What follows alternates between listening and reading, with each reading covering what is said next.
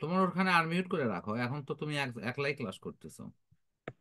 যখন সবাই মিলে ক্লাস করবা তখন সব সময় মিউট করে রাখবা। এখন আনমিউটই রাখো, এখন একা ক্লাস করার ক্ষেত্রে মিউট করার দরকার নেই। আমি যেটা জিজ্ঞেস করতেছি সেটা হলো, এই অধ্যায়ের সূত্রগুলো কি সব আয়ত্ত আছে? হ্যাঁ। আচ্ছা,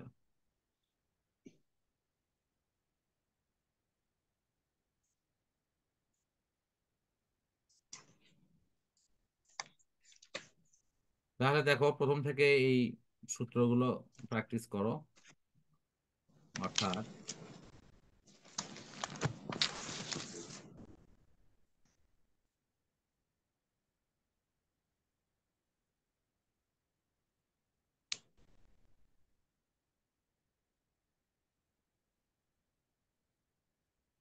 এখানে আমি থিমগতভাবে যে বিষয়টা বলবো তা হলো, কোনো বস্তুকে ভূমি থেকে যদি উপরে উঠানো হয়, সেটা কেউ সিঁড়ি বেয়ে উপরে উঠুক আর নর্মালি খনি থেকে কোনো কিছু উপরে তুলুক, অথবা কোনো কিছুকে ঝুলে রাখা হোক, তাহলে কাজের পরিমাণ বা শক্তির পরিমাণ হবে এমজিএইচ। তো অনেক সময় এমজিএইচটা সরাসরি দেওয়া থাকবে না, বাট আমাকে সিস্টেম অনুসারে করে নিতে হবে। এই এখানকার বিষয়টা। আর যদি নর্মালি অঙ্ক কোনো বস্তুকে উপরে তোলা মানে টেনে নিয়ে যাওয়ার অঙ্ক থাকে, তাহলে W is equal two F S, এটা বসাই দিলেই হয়ে যাবে। অথবা W is equal two F x. এই জায়গাগুলো তোমার একটু কঠিন লাগতে পারে, যেমন এই দেখো, কোনো ব্যক্তি পাহাড়ের চূড়ায় উঠতেছে, তাহলে এখানে আমি বলবো এই এই রকম বিষয়টা না করে তুমি একেবারে ডাব্লিউ সমান এম জি এক্স বা এম জি এইচ এই সূত্র লিখে ডাইরেক্ট অঙ্ক করো। ও দুইবার করে ভেঙে ভেঙে আলাদা করে করার দরকার নেই, এই যে এখানে আলাদা করা হচ্ছে আবার তারপরে এটির নিচে লেখা হচ্ছে, হলো দরকার নেই। ডাইরেক্ট যেহেতু নিচ থেকে উপরে উঠিচ্ছে, তাহলে এম জি এইচ লিখে কাজ করো। বুঝতে পারছো কি না? হ্যাঁ। তাহলে এই আঙ্গিকে এই অঙ্কগুলো দেখো, কোথাও কোনো সমস্যা হলে আমাকে বলো, আমি সেটা আবার বুঝাই দিচ্ছি। আমি একটু ছোট করে দেই, তুমি দেখে নিও। আর এই নোটগুলো তো তোমার কাছে আছে। হ্যাঁ আছে।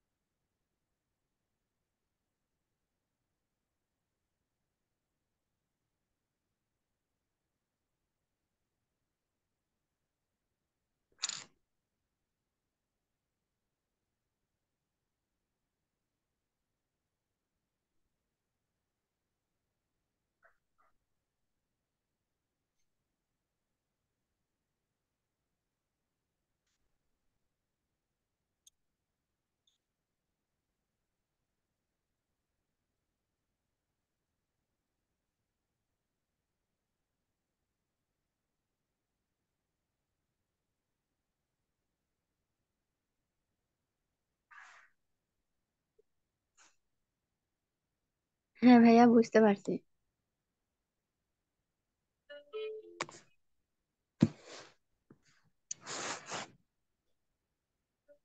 তাহলে দ্বিতীয় নিয়মটা দেখো,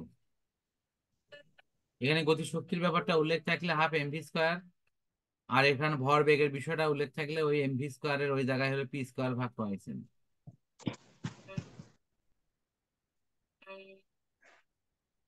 নর্মালি হাফ এমভি স্কোয়ারের সূত্র এবং এটা দুটোই ব্যবহার করা যাবে। এখানে অঙ্কগুলো দেখো, তাহলে হয়তো বিষয়টা ক্লিয়ার হতে পারবা। গতিশক্তি, গতিশক্তির পরিমাণ, তুলনামূলক আলোচনা, এগুলো সব আছে। তো এই পৃষ্ঠা দেখো, কোনো অঙ্কের প্রবলেম হলে আমাকে বলো, ইনশাল্লাহ বুঝিয়ে দিচ্ছি।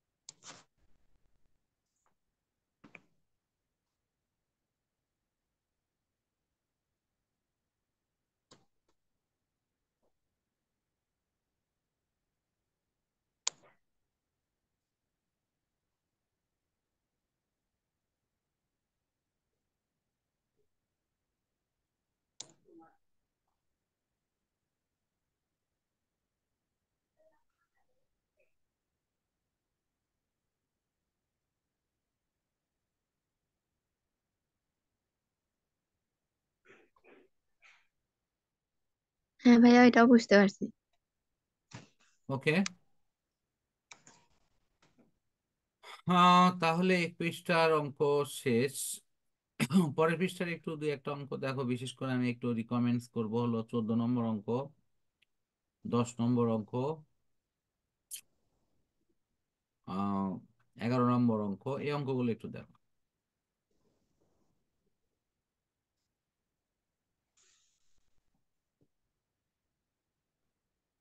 পৃষ্ঠা বড় ইয়ে করে দিলাম আমি, তুমি দেখে নাও।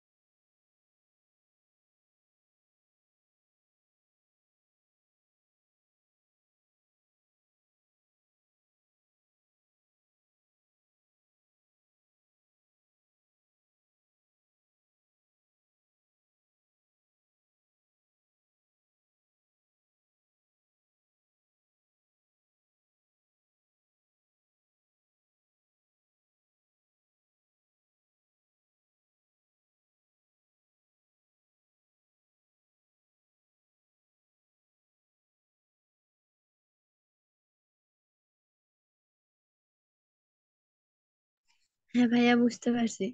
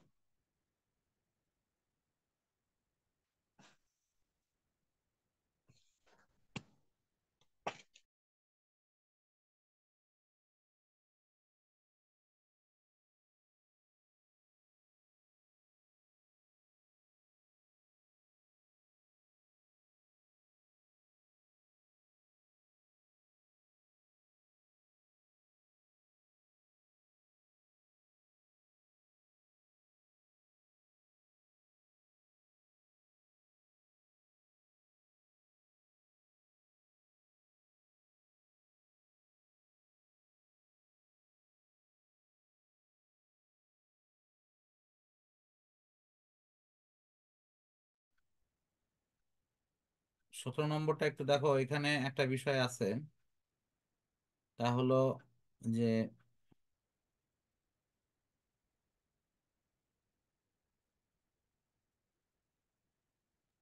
এর মান বের করার পর পরবর্তীতে বলের মান বের করে অঙ্ক করা।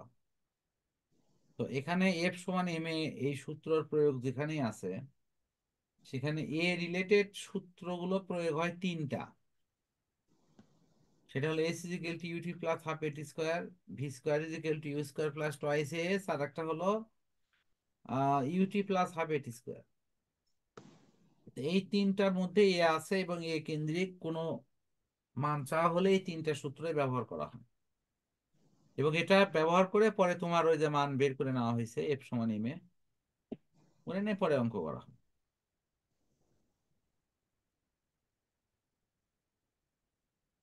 এছাড়া আর এখানে তেমন কোনো সমস্যা নাই, দেখো তো কোনো সমস্যা আছে কিনা।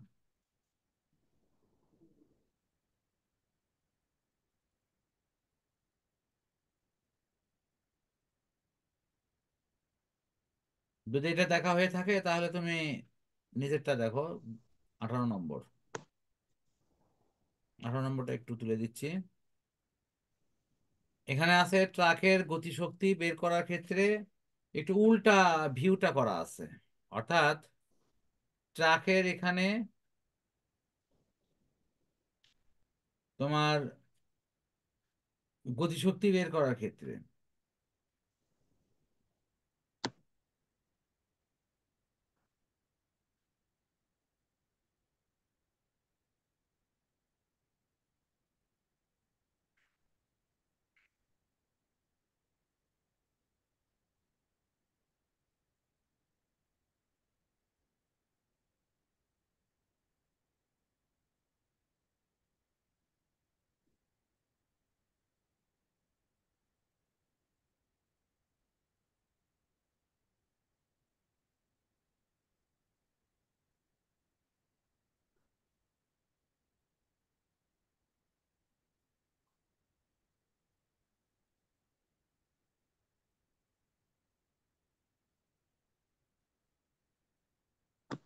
হ্যাঁ ভাইয়া এটাও বুঝতে পারছি।